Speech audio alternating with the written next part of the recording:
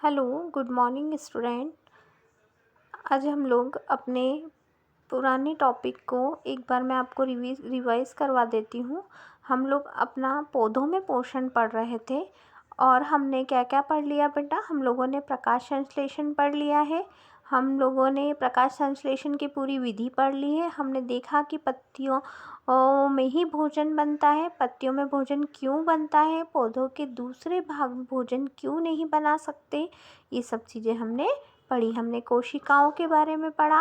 अब क्या करते हैं, इसी चैप्टर को आगे कंटिन्यू करते हैं। देखिए, मैंने अभी तक आपको क्या पढ़ाया है। यहाँ पर हम लोग पढ़ रहे थे इस प्रक्रम में ऑक्सीजन निर्मुक्त होती है, मतलब जो प्रकाश संश्लेषण की विधि होती है, जब वो पूरी हो जाती है तो क्या बनता है, कार्बोहाइड्रेट और ऑक्सीजन। ऑक्सीजन क्या होती है, बाहर निकलती है। हम बोलते हैं ना, जो पौधे होते हैं वो ऑक्सीजन छोड़ते हैं।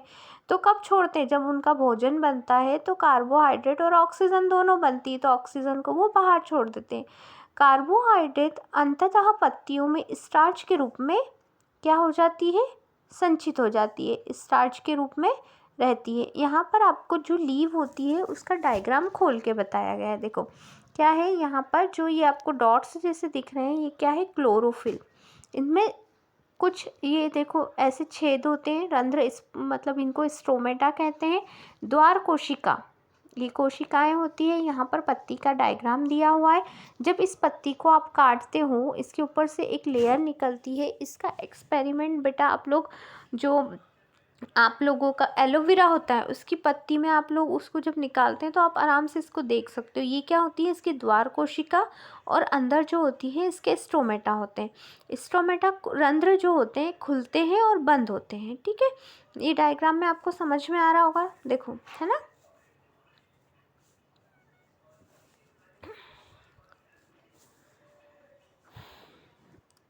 पत्ती में स्टार्च की उपस्थिति प्रकाश संश्लेषण प्रक्रम का संपन्न होना दर्शाती है। अगर पत्ती में स्टार्च आ गया, समझो क्या हो गया, प्रकाश संश्लेषण पूरा हो गया। स्टार्च भी एक प्रकार का क्या है, कार्बोहाइड्रेट ही है। देखो अब यहाँ पर आपको क्या है, प्रकाश संश्लेषण की जो विधि है उसको पूरा डायग्राम के थ्रू दर्शाया गया है। पत्तियाँ क्या करती है, मैंने क्या कहा कि जो पत्तियाँ होती है वो जल एवं खनिज किससे लेती हैं, जड़ से लेती हैं। कार्बन डाइऑक्साइड और जल की उपस्थिति में, कार्बन डाइऑक्साइड और जल की उपस्थिति में कार्बन डाइऑक्साइड, जल और सूर्य प्रकाश की उपस्थिति में पत्तियां क्या करती है, अपना भोजन बनाती है। कहाँ बनता है, यहाँ पर, क्योंकि यहाँ पर क्या होता है, क्लोरोफिल। ठीक है, जो भोजन बनाने में मदद करता है, पत्तियों का किचन होता है ये आपको पूरे डायग्राम के थ्रू दर्शाया गया है प्रकाश संश्लेषण की विधि को। आगे बढ़ते हैं बेटा हम। बूझों ने देखा कि कुछ पादपों की पत्तियां गहरी लाल, बैंगनी अथवा भूरे रंग की होती है। वह जानना चाहता है कि क्या इन पत्तियों में भी प्रकाश संश्लेषण होता है। देखो जनरली पत्तियां कैसी दिखने को मिलती हैं हमको, बिल्कुल ग्रीन ग्रीन, लेकिन कभी कभी कुछ प्लांट ऐसे भी होते हैं जिनकी पत्तियां ब्राउन होती है या फिर बैंगनी कलर की होती हैं। तो हम ये जानेंगे कि क्या इनमें भी प्रकाश संश्लेषण होता है। पत्तियों के अतिरिक्त पादपों के दूसरे हरे भाग जैसे कि हरे तने तथा हरी शाखाओं में भी प्रकाश संश्लेषण होता है। क्या कह रहे हैं कि पत्तियों के अलावा, मतलब कुछ पौधे ऐसे होते हैं जिनके हरे तना एवं जो उनकी हरी शाखाएं होती हैं उनमें भी क्या होता है, प्रकाश संश्लेषण होता है। मरुस्थलीय पादपों में वाष्पोत्सर्जन द्वारा जल क्षय को कम करने के लिए पत्तियां शल्क अथवा शूल रूपी हो जाती हैं। देखो यहाँ पर आप ध्यान से पढ़ो इस चीज को। मरुस्थलीय मतलब जहाँ पर रेती होती है वहाँ के पौधों में वाष्पोत्सर्जन द्वारा जल के क्षय को, मतलब ज़्यादा पानी की ज़रूरत ना पड़े, इसलिए पत्तियों में क्या आ जाते हैं, कांटे। आपने कैक्टस देखा है ना, हाँ, तो कैक्टस क्या है, एक मरुस्थलीय पौधा है और उसकी पत्तियों पे क्या होते हैं, कांटे होते हैं। हाँ, इसलिए आ जाते हैं क्योंकि क्या हो कि ज़्यादा से ज़्यादा पानी खर्च ना हो। इन पादपों के तने हरे होते हैं जो प्रकाश संश्लेषण का कार्य करते हैं। अब यहाँ पर क्या होता है, जो हरे कलर के तने होते हैं वो भोजन निर्माण का काम करते हैं। ठीक है, आया समझ में। अब चलिए क्रियाकलाप 1 पढ़ते हैं। एक ही प्रकार के पादपों के 2 गमले लीजिए। ठीक है, अब क्या कह रहे हैं, एक ही प्रकार के पादपों के मतलब एक ही फूल के 2 गमले लीजिए। एक को अंधकार अथवा काले बॉक्स में कितने घंटे के लिए बेटा, 72 आवर्स, कितने देर के लिए, 72 आवर्स, 72 घंटे के लिए रखिए तथा दूसरे को सूर्य प्रकाश में रखिए। दोनों पादपों की पत्तियों में आयोडीन परीक्षण उसी प्रकार कीजिए जैसे आपने कक्षा 6ठी में किया था। आपके अवलोकन को नोट कीजिए। अब उस गमले को जिसे अपने अंधकार में रखा है 3 से 4 दिनों के लिए सूर्य प्रकाश में रख दीजिए तथा पुनः इसकी पत्ती में आयोडीन का परीक्षण कीजिए। आपको क्या मिलेगा, देखो जब उसको हमने क्या करा था, अंधकार में रख दिया, उसको सूर्य प्रकाश की रोशनी नहीं मिली तो उसमें क्या नहीं हुआ, प्रकाश संश्लेषण नहीं हो पाया होगा, तो उसमें स्टार्च होगा क्या, नहीं। जब हम उसको बाहर ला के रखेंगे और उसको सूर्य प्रकाश मिलेगा तो उसमें प्रकाश संश्लेषण की विधि होगी और उसमें क्या होगा, पत्ती का रंग फिर से हरा हो जाएगा और वो पत्तियों में स्टार्च का परीक्षण आएगा। हरी पत्तियों के अतिरिक्त अन्य रंग वर्णक पत्तियों में भी क्लोरोफिल होता है। अन्य वर्ण मतलब दूसरे वर्ण की पत्तियों में भी क्या होता है, क्लोरोफिल होता है, परंतु इन पत्तियों में उपस्थित लाल, भूरे अथवा अन्य वर्णक क्लोरोफिल के हरे रंग का प्रच्छादन कर देते हैं। लेकिन क्या होता है, ये लोग जो ये ऐसे पौधे होते हैं लाल भूरे जिनके पत्तियां दिखती है वो क्लोरोफिल को छोड़ देती है अर्थात ढक लेते हैं, मतलब ढक देते हैं। इन पत्तियों में भी प्रकाश संश्लेषण होता है, मतलब पौधे में पत्ती किसी भी कलर की हो, प्रकाश संश्लेषण की विधि तो उनमें होगी ही होगी। आपने गीली दीवारों पर तालाब अथवा ठहरे हुए जलाशय में हरे रंग की काई देखी होंगी। ये सामान्य कुछ जीवों की वृद्धि के कारण बनते हैं जिन्हें शैवाल कहते हैं। आप लोग अभी देखोगे कहीं ज़्यादा पानी आता है, पानी इकट्ठा होता है तो ग्रीन कलर की काई जम जाती है जिसको हम क्या कहते हैं, जिसको हम शैवाल कहते हैं। क्या आपने कभी कल्पना कर सकते हैं कि इनका रंग हरा क्यों होता है ना। कभी कभी ऐसा भी होता है ना कि इनका रंग हरा होता है। जैसे देखो यहाँ पर पहले तो मैं तुमको बता देती हूँ, देखो डिफरेंट डिफरेंट कलर की क्या बताई गई है, पत्तियाँ बताई है अलग अलग कलर की। अब होता इनमें भी क्लोरोफिल है लेकिन क्या होता है, ये क्लोरोफिल को ढक देते हैं इसलिए इनका कलर इस तरीके से हो गया है। अब हम बात करते हैं शैवाल की। शैवाल क्या होती है, ग्रीन कलर की होती है। अब वो ग्रीन ही क्यों होती है, क्यों, क्योंकि बेटा उनका रंग हरा इसलिए होता है क्योंकि उनमें भी क्या होता है, क्लोरोफिल होता है जिसके कारण ये हरे दिखाई देते हैं। शैवाल भी प्रकाश संश्लेषण द्वारा ही अपना भोजन बनाते हैं। ये ग्रीन इसलिए दिखते हैं क्योंकि ये भी प्रकाश संश्लेषण की विधि से ही अपने भोजन को बनाते हैं। पादपों में कार्बोहाइड्रेट के अतिरिक्त अन्य खाद्य पदार्थों का संश्लेषण। क्या पौधों में कार्बोहाइड्रेट के अलावा कोई अन्य खाद्य पदार्थ होता है? अभी आपने पढ़ा कि प्रकाश संश्लेषण प्रक्रम द्वारा पौधे कार्बोहाइड्रेट का संश्लेषण करते हैं। कार्बोहाइड्रेट जो होता है वो कार्बन, हाइड्रोजन एवं ऑक्सीजन से बनते हैं।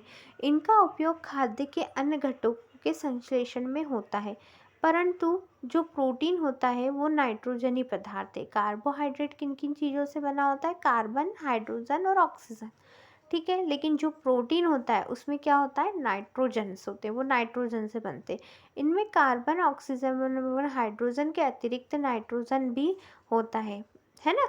कार्बोहाइड्रेट में सिर्फ कार्बन, हाइड्रोजन और ऑक्सीजन होगा, लेकिन जो प्रोटीन होगा उसमें कार्बन, हाइड्रोजन, ऑक्सीजन और नाइट्रोजन भी होगा।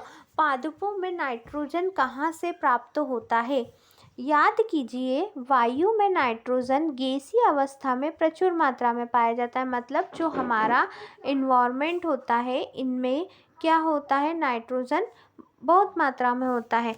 पौधे इसका अवशोषण इसी रूप में करते हैं और पौधे क्या करते हैं, इसका अवशोषित कर लेते हैं।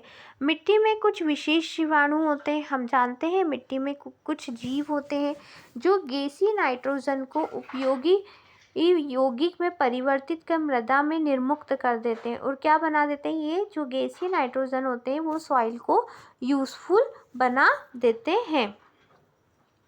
यह विलेय पदार्थ पादपों द्वारा जल के साथ अवशोषित कर लिए जाते हैं। संभवतः आपने देखा होगा कि किसान अपने खेतों में उर्वरक डालते हैं। किसान क्या डालते हैं अपने खेतों में, आपने देखा होगा ना, फसलों को बढ़ाने के लिए क्या डालते हैं, खाद डालते हैं।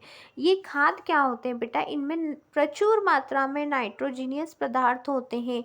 इस प्रकार अन्य संगठनों की नाइट्रोजन की मांग की आपूर्ति हो जाती है। मतलब अगर इन्वायरमेंट की नाइट्रोजन से पौधों का काम नहीं चलता है, वो बढ़ते नहीं हैं, तो क्या करते हैं जो किसान होते हैं उसमें मैन्योर या फर्टिलाइज़र डालते हैं, खाद डालते हैं ना। तो उससे क्या होता है कि जो खाद होती है ये सारे नाइट्रोजीनियस पदार्थों से मिलकर बनी होती है और ये पौधे की जो मांग होती है ना, मतलब उसको जितना रिक्वायरमेंट होता है उसको पूरा कर देती है। इसके पश्चात पादप खाद्य के अन्य संगठकों जैसे प्रोटीन एवं वसा का संश्लेषण करते हैं। और क्या होता है, जो पौधे होते हैं वो प्रोटीन और वसा का भी उपयोग करते हैं या फिर उनको भी बनाते हैं। अभी हमने इतनी विधि पढ़ ली। अब आगे क्या है, पादपों में पोषण की और भी विधि होती है, मतलब प्रकाश संश्लेषण के अलावा भी इनमें कोई विधियाँ होती हैं जिससे ये अपना भोजन बनाते हैं। कुछ पादप ऐसे भी हैं जिनमें क्लोरोफिल नहीं पाया जाता, ठीक है। मतलब कुछ पत्तियां ऐसी भी होती हैं जिनमें क्या नहीं होता, क्लोरोफिल नहीं होता। वे कैसे जीवित हैं? अब सोचने वाली बात होती है कि वे अपना भोजन कैसे बनाती। जिन पौधों के पास क्लोरोफिल है वो तो अपना भोजन बना लेंगे, लेकिन कुछ जीव ऐसे भी है ना जिनके पास क्लोरोफिल ही नहीं है, तो फिर वो अपना भोजन कैसे बनाएंगे तथा वे पोषक पदार्थ कैसे प्राप्त करेंगे। मनुष्य एवं अन्य प्राणियों की तरह देखो, जैसे हम होते हैं ना, हम क्या करते हैं अपने खाने के लिए पौधों पर डिपेंड है। इसी तरह कुछ पौधे भी होते हैं जो अपने खाने के लिए दूसरे पौधों पर निर्भर होते हैं। वे क्या कहलाते हैं, विषमपोषी प्रणाली। इसी प्रणाली को हम क्या कहते हैं, विषमपोषी प्रणाली कहते हैं। पादप भी अपने पोषण के लिए अन्य पादपों द्वारा निर्मित खाद्य पर निर्भर होते हैं। वे विषमपोषी प्रणाली का उपयोग करते हैं। जैसे आपको डायग्राम में देखो, यहाँ पर डायग्राम में बताया गया है बेटा, ये क्या है, एक परपोषी पादप अमरबेल। अमरबेल का नाम सुना होगा, वो जिस भी पौधे पर चढ़ जाती है ना उसका खाना खाने लगती है, उसको पूरा सुखा देती है। क्या आपको वृक्ष के तने एवं शाखाओं से लिपटी रस्सी नुमा पीले रंग की संरचना दिखाई दे रही है? दिखाई दे रही ना बेटा हम लोगों को, देखो ये जाले जैसा दिखाई दे रहा है ना पूरा। हाँ, ये क्या है, ये अमरबेल है। मतलब ये भी एक पौधा है, इसमें क्लोरोफिल नहीं होता। ये अपना भोजन उस पादप से प्राप्त करती है जिस पे ये आरोहित होते हैं। आरोहित मतलब जिस पे ये लग जाते हैं, जिसके ऊपर चढ़ती है, जिस पर ये आरोहित होते हैं, वह परपोषी कहलाता है। वो क्या कहलाते हैं, परपोषी कहलाते हैं, जो दूसरों पर डिपेंड है। क्योंकि अमरबेल जैसे पादप परपोषी को अमूल्य पोषकों से वंचित करते हैं, अतः इन्हें परजीवी कहते हैं। क्या कहते हैं, इन्हें परजीवी भी कहते हैं। जो दूसरों के ऊपर जीवित हो उसे परजीवी। क्या हम एवं अन्य जंतु भी इस प्रकार परजीवी है? आपको इस पर विचार करना चाहिए। क्या हम भी दूसरों पर डिपेंड है अपने खाने के लिए? हाँ, हम तो है ही, क्योंकि हम क्या करते हैं, हम पौधों को खाते हैं। पहले जानना चाहती थी, क्या हमारा रक्त चूसने वाले मच्छर, खटमल, जू एवं जोंक जैसे जीव भी परजीवी है? हाँ, क्यों? क्योंकि वो क्या करते हैं, हमारे ऊपर डिपेंड है खाने के लिए। क्या आपने ऐसे पादपों को देखा अथवा उनके विषय में सुना है जो जंतुओं का भक्षण करते हैं? क्या आपने कभी कुछ ऐसे पौधों का नाम सुना है जो कीटों को खाते हैं, मतलब छोटे छोटे इंसेक्ट को खाते हैं? कुछ ऐसे भी पादप होते हैं जो कीड़ों को पकड़ते हैं तथा उन्हें पचा जाते हैं। क्या ये विस्मयकारी नहीं है? ऐसे पौधे हरे या किसी अन्य रंग के हो सकते हैं। पादप को देखिए, इसमें घड़े घट के समान दिखाई देने वाली संरचना वास्तव में उसकी पत्ती का रूपांतरित भाग है। इस पत्ते का शीर्ष भाग घड़े का ढक्कन बनता है। घड़े के अंदर अनेक रोम होते हैं जो नीचे की ओर ढलते रहते हैं, अर्थात अधोमुखी होते। जब कोई कीड़े घड़े में प्रवेश करता है तो उसके रोमों के बीच फंस जाता है। घड़े में उपस्थित पाचक रस द्वारा कीटों का पाचन हो जाता है। कीड़ों का भक्षण करने वाले ऐसे पादप कीटभक्षी पादप कहलाते हैं। वीनस फ्लाईट्रैप एवं सनएडू कीटभक्षी पादपों के दो अन्य उदाहरण हैं। इनके बारे में जानकारी प्राप्त कीजिए। देखो, मैं आपको डायग्राम से समझाती हूँ। ये क्या है?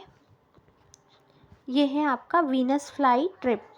क्या है ये? वीनस फ्लाईट्रैप नाम का एक पौधा होता है जिसमें क्या होता है, इसमें जो इसकी पत्तियां हैं ये किस में बदल जाती हैं, जैसे कोई घड़ा हो, ठीक है, और इसके ऊपर क्या हो, एक ढक्कन हो।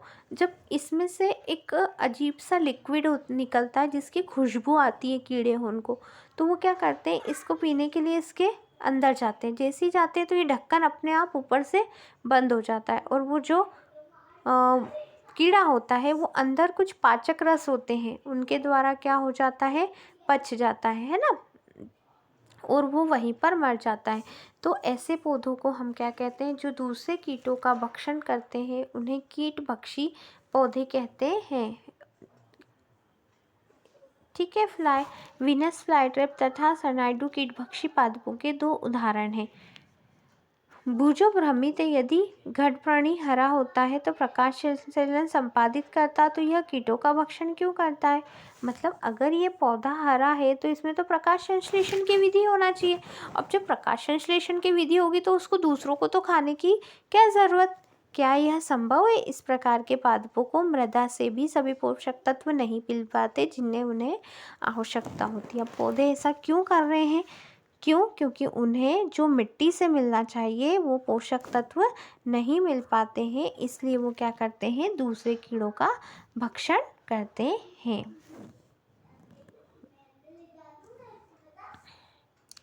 वृत्तजीवी, आपने बाजार में छत्रक यानी मशरूम बिकते हुए देखे होंगे। वर्षा के दिनों में वृक्षों की सड़ी गली टूटी टहनियों अथवा छाल पर छाते के समान संरचनाओं के गुच्छे भी आपने देखे होंगे। आइए कि जीवन यापन हेतु इन्हें किस प्रकार के पोषकों की आवश्यकता होती है और वे उन्हें कहाँ से प्राप्त होते हैं। अब हम आगे के इस चैप्टर में क्या पढ़ेंगे बेटा? मशरूम के बारे में पढ़ेंगे कि मशरूम क्या होता है ना। मशरूम, वो मशरूम अलग होते हैं जो मार्केट में मिलते हैं और आप लोगों के घर पे जो उगते हैं, कभी कभी देखते हैं हम कहीं भी लकड़ी पे उग जाते हैं, वो टॉक्सिक होते हैं। उन मशरूमों की खेती की जाती है और वो खाने के लिए उपयोग में किए जाते हैं। तो ये कैसे उग जाते, गुच्छे जैसी संरचना कैसे उग जाती है, इन सब के बारे में बेटा हम अगली क्लास में पढ़ेंगे। Okay, bye, thank you.